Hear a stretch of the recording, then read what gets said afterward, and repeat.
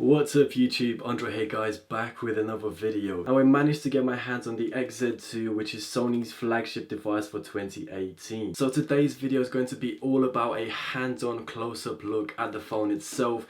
There is a lot to talk about guys, super excited about today's video, so let's get straight into it.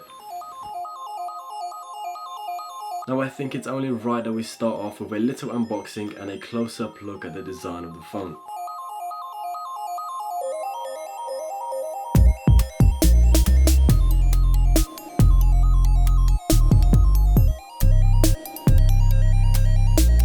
First thing that you'll notice are these much smaller and more appealing bezels all around the device. Now holding the phone in my hand, it looks like an almost bezel-less display, and gone are the sharp corners and the rectangular looks. The phone has a very nice weight to it, coming in at 198 grams, and you can't tell from the video, but the build quality is simply incredible. The XZ2 is all glass on the back and the front with a metal frame in between. Now the major changes continue. Sony's new ambient flow design language gives the phone a curvature back.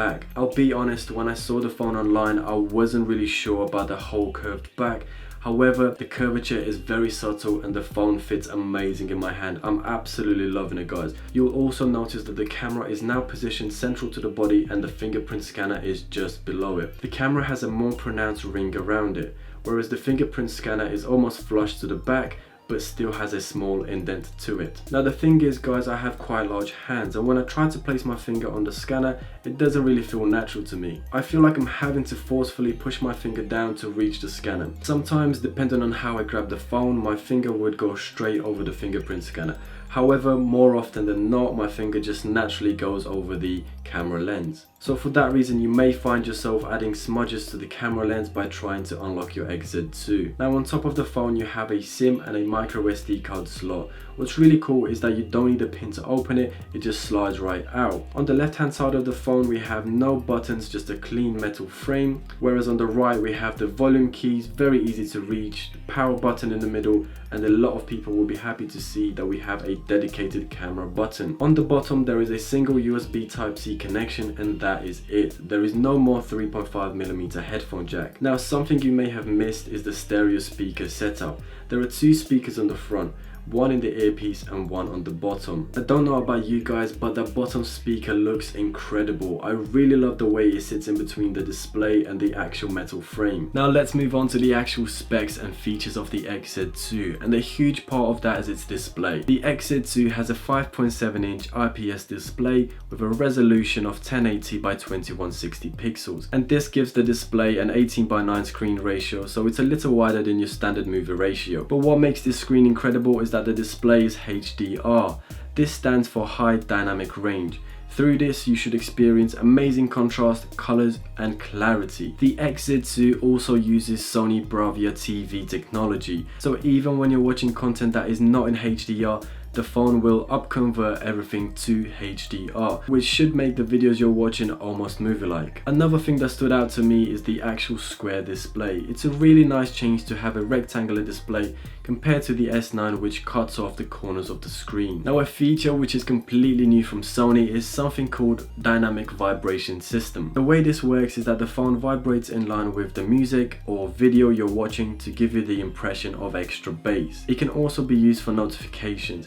But the really nice part is that you can very easily control the intensity of these vibrations or simply turn these off. Now let me see if I can show you what this is like. So I'll turn down the volume but leave the dynamic vibration system set to powerful.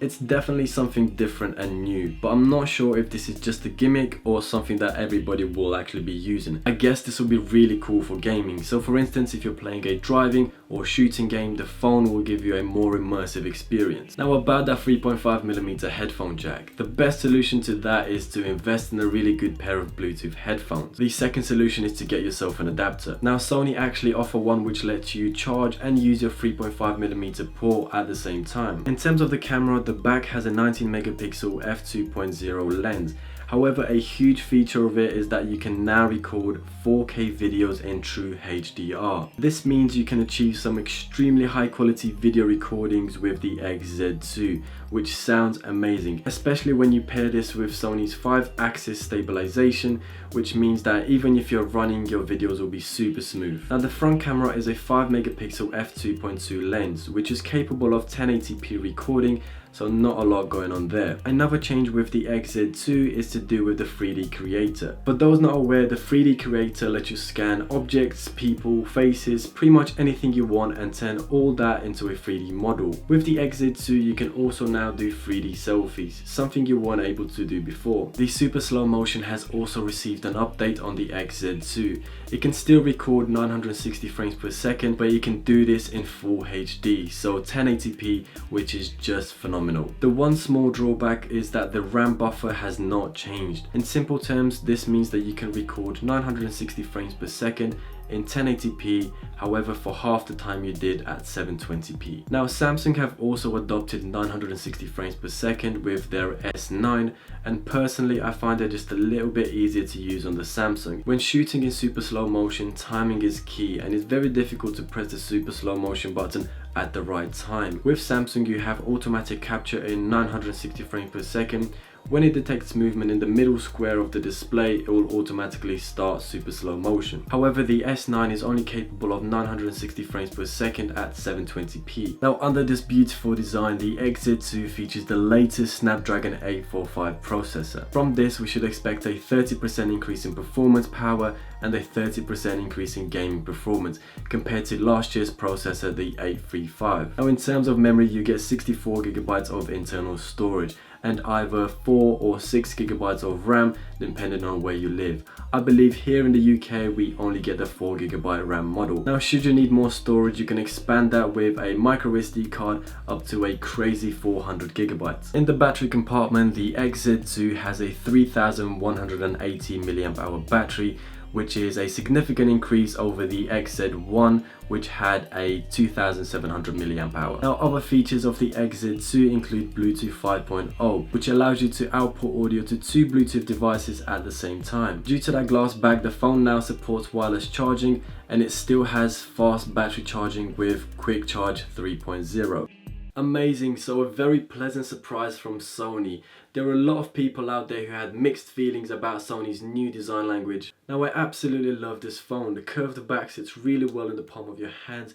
The build quality, the build materials is phenomenal. I'm really happy that Sony have stepped it up this year, and I'm really impressed with that. And the only thing that I really find a little bit strange is how quickly Sony moved from the XZ1 to the XZ2. There is approximately 6 or 7 months between the two models, and if I had bought the XZ1 when it was released and only 6 months later to find out that the XZ2 was announced, I would be a little bit disappointed. But other than that guys, I absolutely love the direction that Sony is going. I love the design, I love the features, I love this phone. Let me know what you guys think of all this in the comments down below. I'll aim to read all of them. Now if you guys like this video, hit that like button. If you really enjoyed this video, smash that subscribe button. I appreciate all your support. Thank you for watching and have a good day.